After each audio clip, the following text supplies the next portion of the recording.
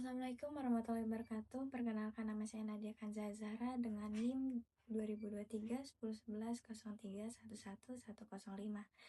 Pada kesempatan ini saya akan memaparkan mengenai asas lex specialis derogat legi generali dalam hukum acara pidana di Indonesia. Pada pembahasan ini tidak hanya berfokus pada definisi suatu asas hukum, tetapi juga menyentuh persoalan yang lebih mendasar, yaitu bagaimana sistem hukum Indonesia menyelesaikan konflik norma dalam praktik penegakan hukumnya. Dalam realitas, hukum tidak selalu hadir dalam bentuk yang tunggal dan sederhana, melainkan seringkali terdiri dari berbagai aturan yang saling beririsan. Dalam kondisi seperti ini, penegak hukum dituntut untuk tidak hanya memahami hukum, tetapi juga mampu memilih aturan yang paling tepat untuk diterapkan.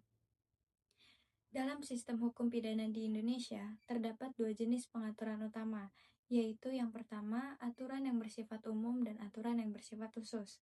Aturan umum seperti KUHP dan KUHAP dirancang untuk mengatur seluruh tindak pidana secara umum tanpa melihat karakteristik khusus dari kejahatan tertentu.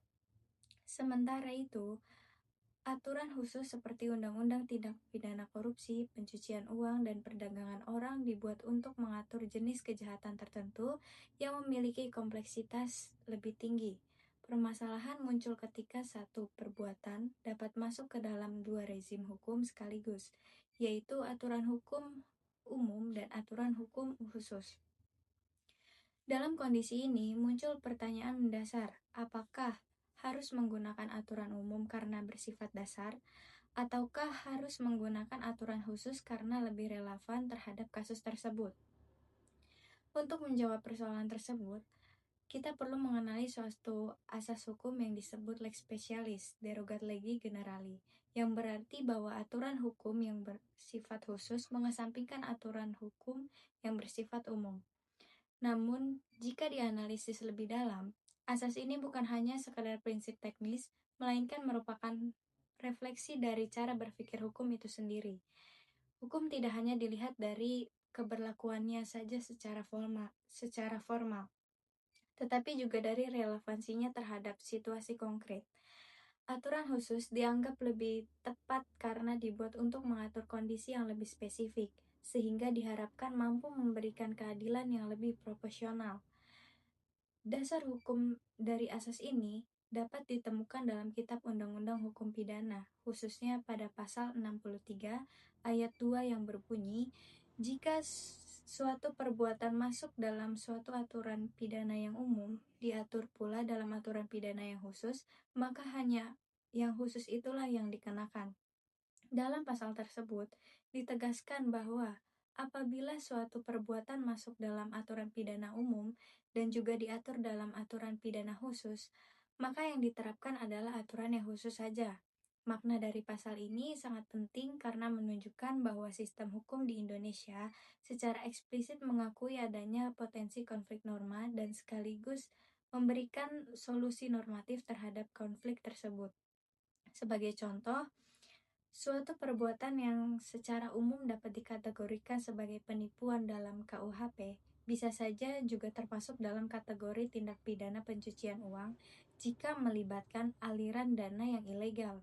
Dalam kondisi seperti ini, penegak hukum akan cenderung menggunakan undang-undang pencucian uang sebagai lex specialis.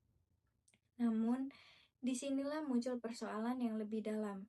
Pada pasal 63 ayat 2 KUHP, memang memberikan pedoman, tetapi tidak memberikan kriteria yang jelas mengenai apa yang dimaksud dengan aturan khusus tersebut.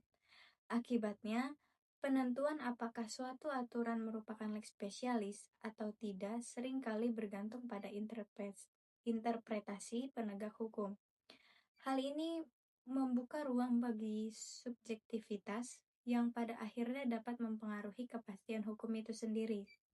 Selain KUHP, dalam konteks hukum acara pidana, keberadaan asas ini juga dapat memahami melalui Kitab Undang-Undang Hukum Acara Pidana, khususnya pada pasal 284 ayat 2, yang dimana berbunyi, dalam waktu 2 tahun setelah undang-undang ini diundangkan, maka terhadap semua perkara diberlakukan ketentuan dalam undang-undang ini, dengan pengecualian untuk sementara mengenai ketentuan khusus acara pidana sebagaimana tersebut pada undang-undang tertentu sampai ada perubahan dan atau dinyatakan tidak berlaku lagi. Pada pasal ini, pada dasarnya memberikan pengakuan bahwa meskipun KUHP merupakan hukum acara pidana yang bersifat umum, namun masih terdapat kemungkinan berlakunya hukum acara pidana khusus yang diatur dalam undang-undang tertentu. Artinya, KUHP tidak bersifat absolut, melainkan hanya menjadi kerangka dasar yang dapat disimpangi oleh aturan khusus. Sebagai contoh dapat dilihat dalam perkara kasus korupsi, di mana prosedur penyidikan dan pembuktian tidak sepenuhnya mengikuti KUHP, tetapi juga diatur secara khusus dalam Undang-Undang Korupsi. Keberadaan undang-undang khusus seperti Undang-Undang Nomor 31 Tahun 1999 yang telah diubah dengan Undang-Undang Nomor 20 Tahun 2021 serta Undang-Undang Nomor 8 Tahun 2010 menunjukkan bahwa hukum Indonesia berusaha merespon perkembangan kejahatan yang semakin kompleks. Dalam undang-undang korupsi tersebut, misalnya terdapat kewenangan khusus seperti penyadapan dan teknik pembuktian tertentu yang tidak ditemukan dalam KUHP. Hal ini menunjukkan bahwa aturan umum dianggap tidak cukup untuk menangani kejahatan yang bersifat luar biasa seperti korupsi tersebut. Dalam konteks tindak pidana pencucian uang, terdapat konsep pembuktian terbalik, di mana terdakwa memiliki kewajiban untuk membuktikan bahwa harta kekayaannya bukan berasal dari tindak pidana. Hal ini merupakan penyimpangan dari prinsip umum dalam KUHP yang menempatkan beban pembuktian pada penuntut umum. Secara praktis, mekanisme ini mempermudah penegak hukum terutama dalam kasus-kasus yang sulit untuk dibuktikan. Namun secara teoritis, hal ini menimbulkan perdebatan karena berpotensi bertentangan dengan asas praduga tidak bersalah. Disinilah terlihat bahwa penerapan lex specialis tidak terlalu netral, tetapi membawa konsekuensi terhadap prinsip-prinsip dasar hukum itu sendiri. Penerapan asas lex specialis derogat legi generali menjadi solusi bagi penegak hukum ketika menghadapi kebingungan dalam menentukan aturan hukum yang harus digunakan, terutama ketika terdapat lebih dari satu undang-undang dan hierarki yang sama. Asas ini kemungkinan yang digunakan sesuai dengan perkembangan masyarakat tanpa menghilangkan norma atau aturan umum lex generalis yang telah ada sebelumnya. Namun demikian, penerapan asas lex specialis derogat legi generali tidak dapat dilakukan secara sembarangan.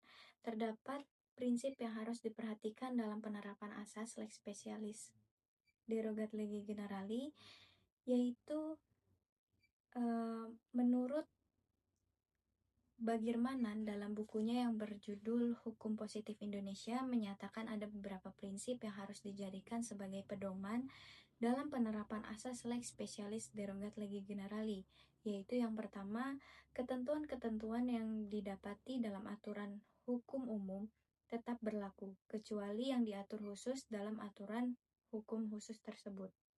Yang kedua, ketentuan-ketentuan lex specialis harus sederajat dengan ketentuan-ketentuan lex generalis atau undang-undang dengan undang-undang. Yang ketiga, ketentuan-ketentuan lex spesialis harus berada dalam lingkungan hukum rezim yang sama dengan lex generalis. Misalnya, Kitab Undang-Undang Hukum Dagang atau KUH Dagang merupakan lex spesialis dari Kitab Undang-Undang Hukum Perdata karena berada dalam lingkungan yang sama, yaitu lingkungan hukum keperdataan.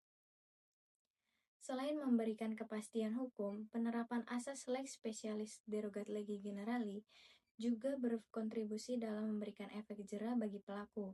Jika dibandingkan dengan pasal 296 KUHP lama, sanksi yang diatur dalam pasal 2 ayat 1 Undang-Undang Nomor 21 Tahun 2007 jauh lebih berat sehingga lebih sebanding dengan dampak dari tindak pidana tersebut. Yang pertama, Pasal 296 KUHP lama mengancam pidana dengan hukuman paling lama 1 tahun 4 bulan dan denda paling banyak Rp15.000. Yang kedua, Pasal 2 Ayat 1 Undang-Undang Nomor 21 Tahun 2007 mengancam pidana dengan hukuman paling singkat, yaitu 3 tahun dan paling lama 15 tahun dengan denda paling sedikit Rp120 juta dan paling banyak Rp600 juta. Dalam penerapan asas lex specialis, tidak semua aturan hukum bisa langsung digunakan. Ada beberapa hal yang harus diperhatikan. Yang pertama, harus mengatur perbuatan atau objek hukum yang sama. Jika tidak ada kesamaan, maka tidak terjadi konflik, sehingga asas ini tidak relevan. Yang kedua, aturan khusus harus benar-benar lebih spesifik, yang artinya mengatur secara lebih rinci atau memiliki ketentuan yang berbeda dengan aturan umum. Yang ketiga, tetap harus memperhatikan aturan umum sebagai dasar, seperti dalam Kitab Undang-Undang Hukum Acara Pidana, yang tetap berlaku sepanjang tidak disampingi oleh aturan khusus. Dalam praktik penerapan asas lex specialis tidak selalu berjalan mulus dan justru dapat menimbulkan beberapa permasalahan. Yang pertama, terjadi konflik antar undang-undang yang sama-sama bersifat khusus. Yang kedua, kondisi tersebut berpotensi menimbulkan ketidakpastian hukum karena aparat penegak hukum tidak memilih atau memiliki dasar hukum yang berbeda. Terus, putusan pengadilan tidak bisa konsisten. Yang selanjutnya, terdapat risiko penyalahgunaan kewenangan, terutama jika penegak hukum memilih undang-undang yang paling menguntungkan untuk pembuktian. Yang terakhir, aturan khusus memberikan kewenangan yang lebih luas, misalnya dalam penyidikan. Dalam asas lex specialis derogat legi generali merupakan prinsip penting dalam hukum pidana yang digunakan untuk menyelesaikan konflik antar aturan hukum. Dalam penerapannya, aturan yang bersifat khusus diutamakan dibandingkan aturan yang bersifat umum, karena dianggap lebih tepat dan relevan terhadap kasus yang dihadapi. Namun, penerapan asas ini tidak bersifat otomatis, melainkan harus memperhatikan apakah mengatur objek yang sama, apakah benar lebih spesifik, atau tetap mempertimbangkan konteks dan tujuan hukum tersebut. Secara kritis, asas ini memiliki dua sisi. Di satu sisi, ia memberikan fleksibilitas dan memungkinkan hukum untuk beradaptasi dengan perkembangan masyarakat. Namun di sisi lain, fleksibilitas ini juga membuka ruang bagi ketidakpastian hukum dan potensi penyalahgunaan kewenangan. Misalnya, penegak hukum dapat memilih undang-undang yang memberikan kewenangan lebih luas untuk mempermudah pembuktian, tanpa mempertimbangkan aspek keadilan bagi terdakwa. Selain itu, dalam praktiknya juga dapat terjadi konflik antar undang-undang khusus yang justru menimbulkan situasi yang lebih kompleks. Oleh karena itu, penting untuk memahami bahwa asas lex specialis bukanlah solusi yang sempurna. Ia hanya merupakan salah satu alat dalam sistem hukum untuk menyelesaikan konflik norma. Penerapannya harus dilakukan secara hati-hati dan tidak boleh hanya didasarkan pada kepentingan praktis saja, tetapi juga harus mempertimbangkan prinsip keadilan, kepastian hukum, dan perlindungan hak asasi manusia. Sebagai penutup, mungkin dapat disimpulkan bahwa asas lex specialis derogat legi generali merupakan prinsip penting dalam hukum pidana yang berfungsi untuk menentukan prioritas penerapan hukum ketika terjadi konflik antara aturan hukum umum dan aturan hukum khusus. Namun penerapannya tidak bersifat otomatis dan harus memenuhi syarat tertentu. Secara kritis, tantangan terbesar dalam penerapan asas ini adalah menjaga keseimbangan antara fleksibilitas hukum dan kepastian hukum agar hukum tidak hanya efektif tetapi juga adil. Sekian presentasi dari saya. Wassalamualaikum warahmatullahi wabarakatuh.